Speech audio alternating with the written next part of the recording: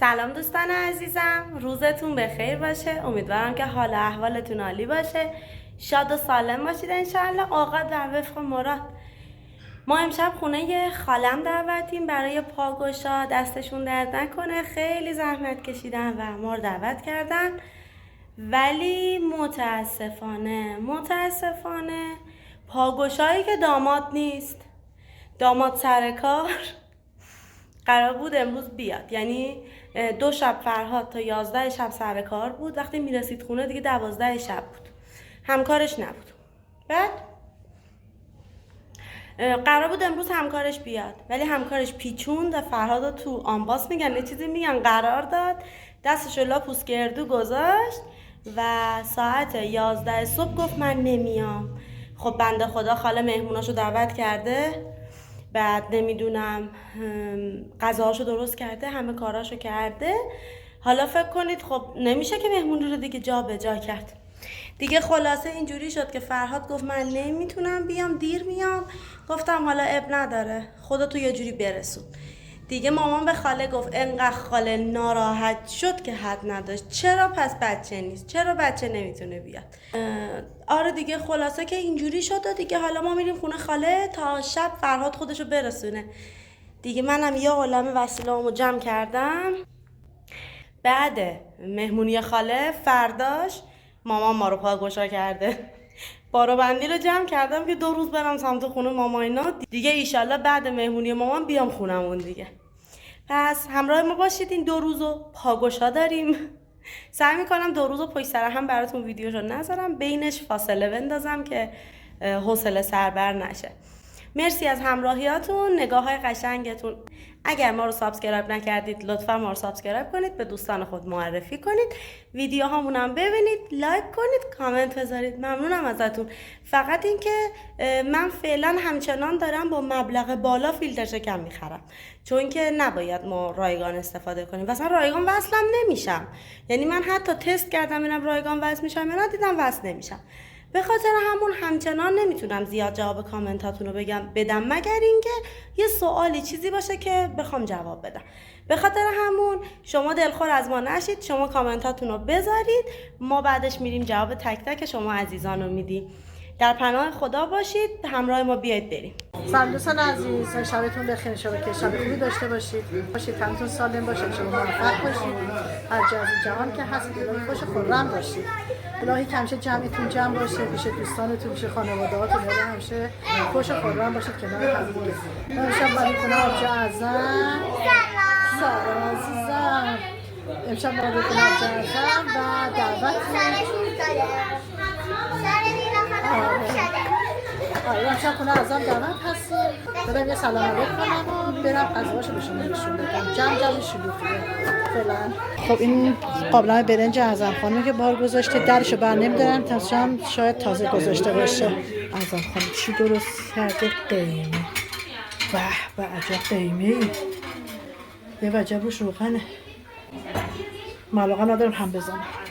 اینم شربت خاکشیر. به خاموش کردم. بفهم شربت خاکشیر. دوباره با علامت انحصاری شد. فرنگی داره این نفر. فرنگی داری ببینم. خدا. دارم. تو عروسی مثلا. عروس خانم پذیرایی کن. اینم سالادی که درست کردم، سالاد ماکارونی، سالاد کاهو. اینا اینجا گذاشتن تا به سفره بندازیم. زحمت دادیم ازم خانم. نه بابا چه زحمتی، تو زعفرون یادم رفته. اب نداره، قیمه زعفرون نمیخواد. نه نمیخواد دیگه. بود که بهتر بود. نه خورشش بذار فعلا کنار باشه، بعدا چیز میکنم.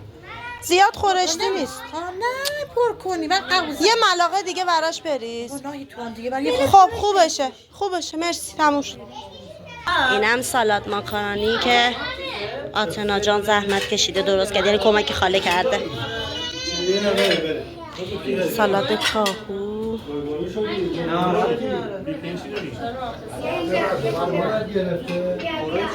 خدایا بیا امضات هم بزن دیگه پاش آتنا. عروس نداره که.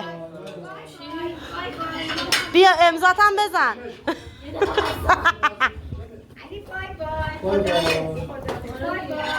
اینم امضاشه توت فرنگیاشه. کجا بذارم دادی دستم. محمد حسین سلام علیکم چطوری؟ کی؟ دست گوشت سلام. اوهو اون موقع سلام کرد. ایوا زدم بین سلام. این دست منه. قربون قشنگیات. به خاطر اون انگشت داره. ببینم. او چرا؟ دو چرخ سوار میشن. آها اینجوری میمونه اینجوری میشه اذیت شدی. سلام خسته نباشی. دست درد نکنه. راضی به زحمت نبودیم والا. آقا صبحان سلام. چیه نیستی؟ من دنبال کار زندگی زن و بچه. تو این مدتی که عزیزم نبودی ازدواج کردی؟ دوستان تو این مدتی که نبودیم صبحان زن گرفته بچه دارم شده. چرا میترسی؟ فاطمه خانم نظرتون در مورد غذا چی؟ خوشمزه. عالی واقعا خوشمزه. جلوهایی که آتنا درست کرده بود خیلی خوشمزه و سالاد مکارونی هم خیلی خوشمزه. دسته پختش هم بگو چی؟ من سالاد مکارونی تا آقا زوری داره حرف میزنه. آره آتنا پشتم نشسته. نه میگم خوابی. من خوابم دیدیم گفتم خوابه. از میگی زوریه فکر کردم منظورت اینه که داره علکی میگه. گفتم آره آتنا نشسته پشتم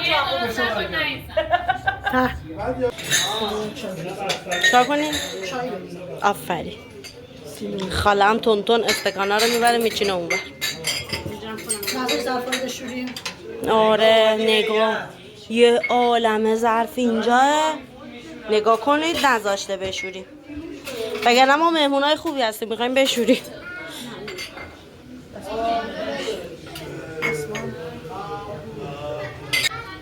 چیکار میکنی؟ هیچ سینما خوش کردم برگردم آفتش برگردم تو سینی نظرتش میشنش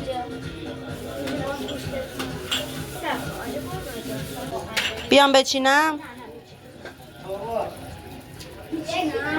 هم دستم درد میکنه همین انگشتم که اون روز بطری از یخچال افتاد روی انگشته حالا این انگشتم هم درد میکنه این با این شده دوتا علاوه بر پات دستم درد گرفته. دستم هم درد میکنه کم باز کن آب بده.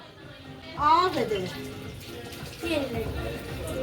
نیره میخواد بگه آب بده میگه آب بده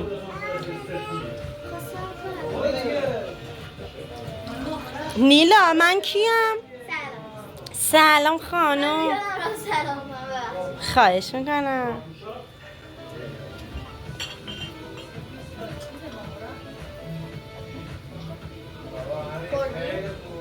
چشون خالازم جوجون میپاشه گرفته است.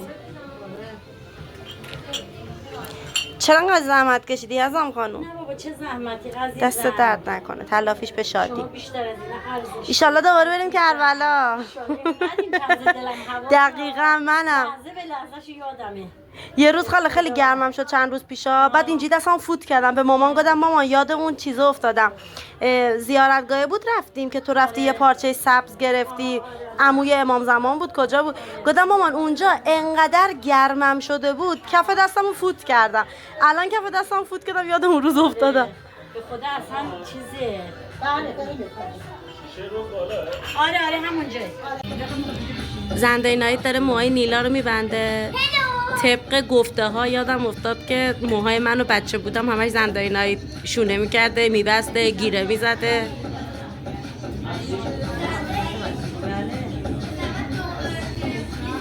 نیلا سرت چی شد؟ اوف شدی چرا؟ راضی به زحمت نیستی؟ من که نمیخورم. من نمیخورم این بر زنده ایه. صبحان چای میخواد. آقا فرهاد تازه رسید. خب دست شما درد نکنه. یک عدد شلیل، یک عدد زردآلو و یک عدد توت فرنگی. متشکرم. گوجه سبزم بود. متشکرم. نه آهنگ نمیخواد، آهنگ نمیخواد.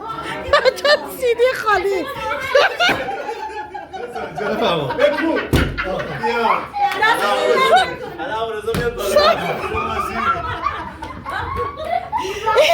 کادو دادم.